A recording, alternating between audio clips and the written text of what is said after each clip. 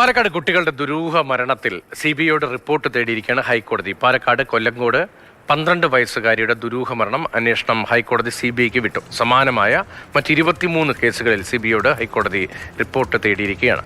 വാളയാറിലെ സഹോദരിമാരുടെ മരണത്തിൽ CBI നൽകിയ കുറ്റപത്രത്തിലാണ് ദുരൂഹ മരണങ്ങളെക്കുറിച്ച് പരാമർശം ഉണ്ടായിരുന്നത്.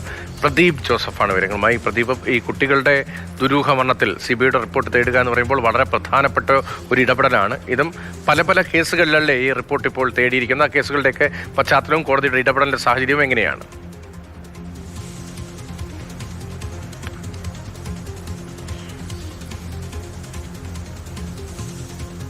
സംബന്ധിച്ച കേസാണ് CBIയുടെ അന്വേഷണത്തിന് വിട്ടിരിക്കുന്നത്.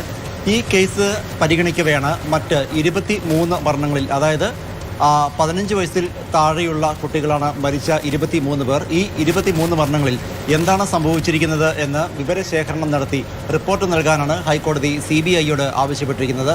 പാലക്കാട്ടെ ഇരട്ട സഹോദരിമാരുടെ മരണം അന്വേഷിച്ച CBI സംഘം അവരുടെ അന്വേഷണ റിപ്പോർട്ടിൽ ഇത്തരത്തിൽ പാലക്കാട് മേഖലയിൽ 15 വയസ്സിൽ താഴെയുള്ള ഏതാണ്ട് 28 കുട്ടികളുടെ മരണങ്ങൾ ഉണ്ടായിട്ടുണ്ട് എന്ന് റിപ്പോർട്ട് ചെയ്തിരുന്നു. ഇക്കാര്യം ഫാദർ അഗസ്റ്റിൻ വട്ടോളി ഉൾപ്പെടെയുള്ളവർ പൊതു താൽപ്പര്യ ഹർജിയായി ഹൈക്കോടതിയുടെ മുൻപിൽ എത്തിച്ചു. ആ ഹർജി പരിഗണിക്കവെയാണ് ഇത്തരത്തിൽ ഈ കൊല്ലങ്കോട്ടെ 12 വയസ്സുകാരിയായ പെൺകുട്ടിയുടെ മരണം CBI അന്വേഷണത്തിന് വിടാനും മറ്റ് മരണങ്ങളിൽ വിവരശേഖരണം നടത്തി എന്താണ് സംഭവിച്ചിരിക്കുന്നത് എന്ന് ഹൈക്കോടതിക്ക് റിപ്പോർട്ട് ചെയ്യാനും CBIയോട് നിർദ്ദേശിച്ചിരിക്കുന്നത്. കൊല്ലങ്കോട്ടെ 12 വയസ്സുകാരിയുടെ മരണത്തിൽ ഈ പെൺകുട്ടി ലൈംഗിക പീഡനത്തിന് ഇരയായതായി പോസ്റ്റ്മോർട്ടം റിപ്പോർട്ടിലും മറ്റും ഉണ്ടായിരുന്നു.